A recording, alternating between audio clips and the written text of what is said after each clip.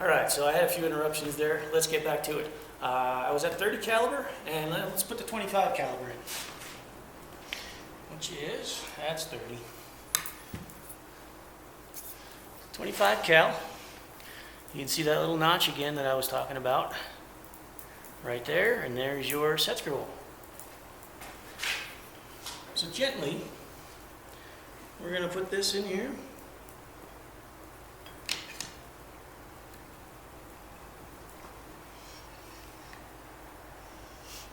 Slide it back. Now if I'm a little bit off, I'll bring it up there for you. If I'm a little bit off with my barrel when I'm putting it in, like that, that's where that notch comes in handy. It's going to go all the way back. Boom. So I'll show you that again. I'll take this thumb screw out and show you. So I'm a little bit off there. You don't want to do that. You want to be straight, but if you are off, you're not going to see that hole in there. A little bit of twist. There's your set screw hole, and you're set. So that little notch, that's it. 25 cal barrels in. That little notch is going to make sure the barrel's twisted to the right spot every time, the same spot. It's also going to control your depth, make sure that it's seated as far back as it needs to be every single time. This is a 1.5 millimeter Allen screw. And where's my 25 cal? Here it is. So what I'm going to do here is I'm going to put my Allen screw and Allen key in the back. There's my set screw hole.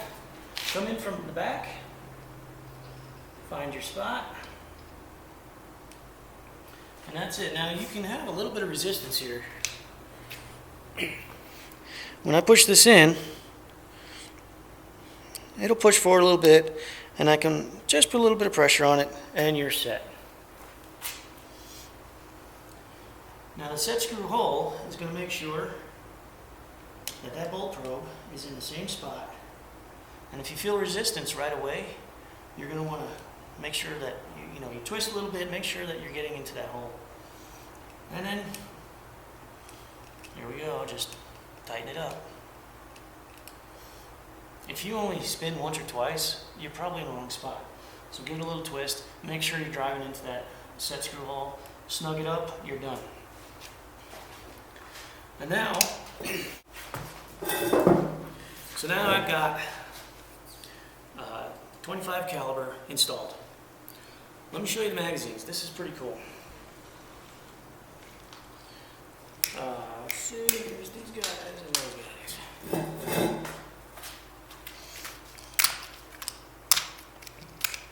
Here's your 22 cal standard FX magazine. This is your 22 caliber FX Impact magazine. It's a lot bigger. 22 cal, let's see, 12 in this, 18 in this. 25 cal, same thing, monster magazines. 11 in the standard, we're going up to 16 for the big boys. 30 caliber, normal's 9, and the new one is 14 shots. So big improvement, a lot of shot counts now. And another neat option with this rifle, which I'll go over, is you can use both magazines in this rifle. What will they think of next? So I'll show you how to load the big guy, and then I'll go over how to load the little guy. In here you can see this little brass piece sticking out of the barrel. That's going to line up with this little notch right here in the magazine. So what you want to do is you take the flat on the top of the magazine and you ride the very top of this and you just insert it till it stops. There you go, ready to rock. Now I'll shoot a shot unsilenced, not moderated. and then I'll shoot another one. Again, I've got a shot box right off camera here.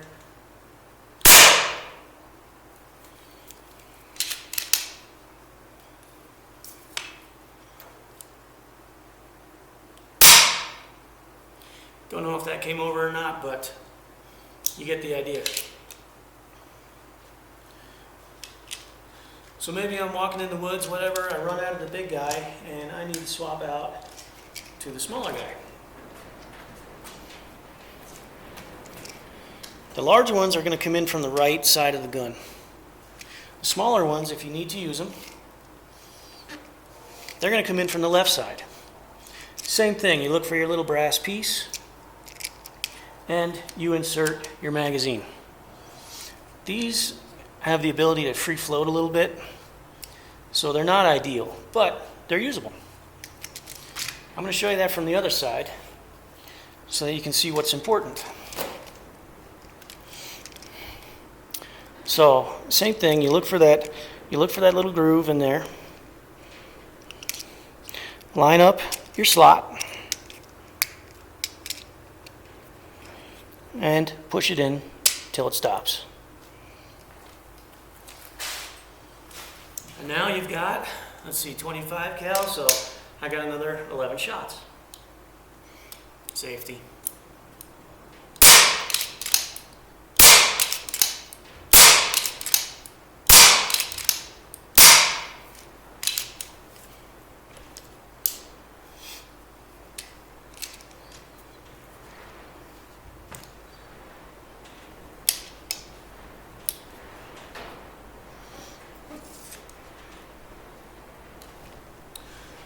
So that was barrel swap and shooting moderated, non-moderated, and going over the magazines. These guys are huge. Golly, a lot of shots.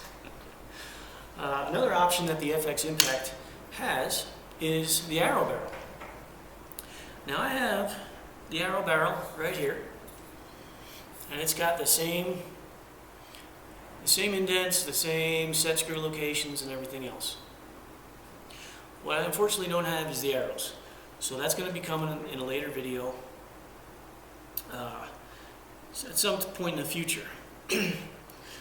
One of the other FX rifles I have is an FX Verminator Extreme MK2, which also shoots arrows, but it shoots them differently, and I'll show you. This is the Verminator Extreme arrow shooter barrel. And this is one of the arrows. I took the tip off. And then basically it just slides into the arrow. Air pressure just shoots the arrow off, works great. The Impact arrow barrel is a little bit different. So let's say this is the tip of the arrow, and these aren't here. The way this is going to go is you're going to insert the arrow into the barrel like that. And then through the air pressure system and all, it's going to shoot the arrow out. I haven't seen the arrows, but there's no room for fletching. So they're not going to have any feathers. So how are they going to drive straight? Well, I actually had a conversation with Ted, and he was telling me that the fletching is good for archers to correct archer's paradox. You let go of the string, the arrow goes forward, and it waves. It goes back and forth like this. And this fletching helps to stabilize and make your arrow go in a straight line. So, since these are being shot from air pressure, your barrel is in a straight line the whole time. You shoot, and it just comes off. So the fletching, in theory, isn't even needed. You're basically just shooting an elongated bullet to your target. So I'm really excited for the arrow barrel. I mean, for the arrows to come in, so I can get some and show them to you guys. So we can share that. Now let's go over filling. I'm not actually going to fill the rifle, it's got air in it, but I wanted to show you something about the filling procedure. Standard Foster fitting. This one is from FX, and I actually like these because they grip your fingers really well. they grab your skin and your fingerprint really well, and they work nice.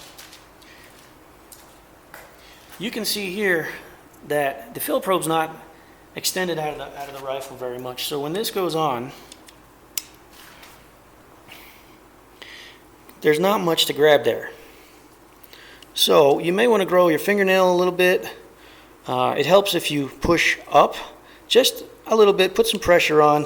That releases the collar, and you're out. Okay, so just give a little push up. You can see right there, a little bit, and boom, it's off. So some people may struggle with that a little bit. It would be nice if someone came out with an extended collar for one of these, because then you can keep this nice and trim, and it looks really nice like that. And who cares, what this guy looks like. So, all right, guys. I think I covered everything. Let's see. So yeah, guys, go to Airgun Nation. Post your questions there. That's going to be all of it, all I got for you today. And I will see you next time. Till then, happy shooting.